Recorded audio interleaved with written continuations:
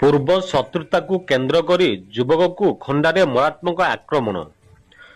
ଗଞ୍ଜାମ ଜିଲ୍ଲା ପୋଲସରା ସହର ରାଣୀପଡ଼ା ବାଲିବନ୍ଧ ନିକଟରେ ଯୁବକକୁ ମାରାତ୍ମକ ଆକ୍ରମଣ ହୋଇଛି। ଆକ୍ରମଣରେ ଶିବାଜୀ ବରାଡ଼ ନାମକ ଯୁବକ ଗୁରୁତର ହୋଇଛନ୍ତି। ଶିବାଜୀ ବାଲିବନ୍ଧ ନିକଟରେ ରହିଥିବା ସମୟରେ ଜଣେ ଯୁବକ ଅଚାନକ ଆସି ଖଣ୍ଡା ସାହାଯ୍ୟରେ ଆକ୍ରମଣ କରିଥିଲା। ସ୍ଥାନୀୟ ଲୋକେ ଶିବାଜୀକୁ ଉଦ୍ଧାର କରିବାକୁ ପହଞ୍ଚିବା ଦେଖି ଆକ୍ରମଣକାରୀ ଘଟଣାସ୍ଥଳରୁ ଚମ୍ପଟ ମାରିଥିଲା। ସ୍ଥାନୀୟ ଲୋକେ ଶିବାଜୀକୁ ଉଦ୍ଧାର କରି ବିଳମ୍ବିତ ରାତିରେ ପୋଲସରା ଗୋଷ୍ଠୀ ସ୍ୱାସ୍ଥ୍ୟ କେନ୍ଦ୍ରରେ ଭର୍ତ୍ତି କରିଥିଲେ।